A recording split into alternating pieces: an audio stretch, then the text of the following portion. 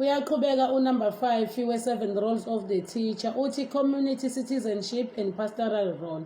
Lana-ke kukhulunywa ngokuthi kahle kahle othisha kumele be-understande umphakathi abasebenzela kuyona. Indawo abasebenzela kuzo kumele beyi-understande. Ngoba uma sebe-understandile indawo bayathola ukuthi hlobo luni lomphakathi abasebenzela kulo. Ukuze kuzozwana inkulumo izwane ku-respectwane kahle. Lana kukhulunywa ngokuthi othisha kumele bephinde futhi be-understande ini ama-laws lawo e-constitution upromotha i-democracy. Yonke into kumele ibe fair ibe equal la enganeni, ingabe yikho ingane ezizwa ngathi ayikho engamukelekile kahle, even umphakathi uzizwe uwamukelekile. Lana othisha kuthiwa kumele bebe ama-role models ey'nganeni nasemphakathini uqobo. Lana kukhulunywa ngokuthi othisha-ke kumele benze umsebenzi wabo kahle, lokho kwenza ukuthi ingane izibone uthisha njenge-role model. Okusho ukuthi akufunakala othisha othola ukuthi sebesebenzisa ulimi ongadingakalo njengey'nhlamba, ulimi oluhlambalazayo elizowenza ukuthi idicilele ingane isithunzi sengane. Kufe i-self-esteem ingane besizizwa ingamukelekile bese-ke futhi iluza ne-interest yokufunda. Thiwa othisha yabo nje uma bezobhubhuza bezohamba nge-weekend bebuye engomsombuluko bengawazi ngisho ukwenzani, bengawazi ukufundisa, bengekho prepared.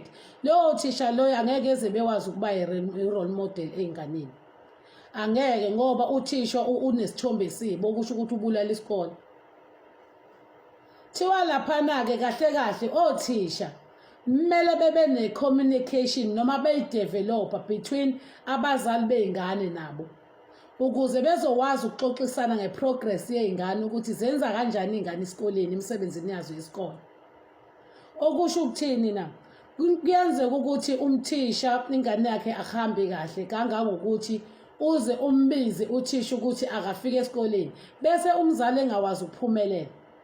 Uthisha kumele phela abe awazi yena ukuthi ahambe ayovakashela ini umzali wengane, khona ezogcina etholile ukuthi ingane kahle kahle ikhulele esimeni esikanjani, ukuze awazi ukuthola ukuthi leza inkinga lezane eyibize akayibizele umzali wangafika, awazi ukuyitholela yena uqobo lakho ukuthi ingakho ingane ikanje, ingoba ingane mhlambe ayihlali nomzali wayo noma ihlala nogogo, ugogo akanakile ukuthi ingane inikeze i-homework noma kanjani, noma inikeze i-homework ingane ugogo mhlawumbe uthola ukuthi akayi-understandi ukuthi kukhulunywa ngani, okusho ukuthi ngeke eze wazi ukuyilekelela. Ezinye zey'nkinga uzofika uyithole njengothisha.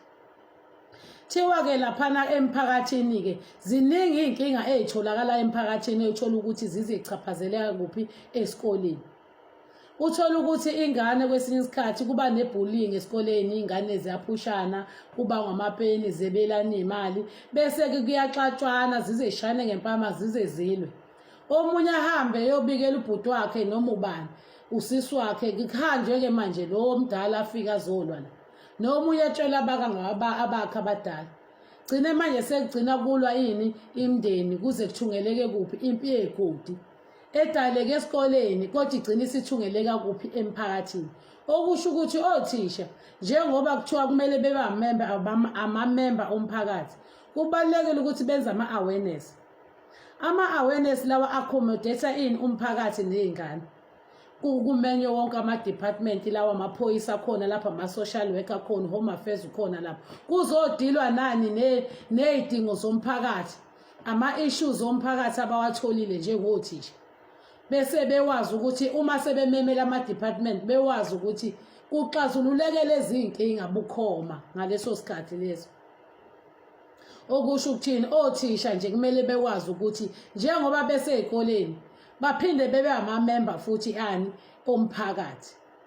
Okusho ukuthi bona bengawazi futhi ukuyixazulula iy'nkinga zomphakathi ngokubukela kuphi ey'nganeni lezi, ama-behavior ey'ngane lezi abay'fundisayo.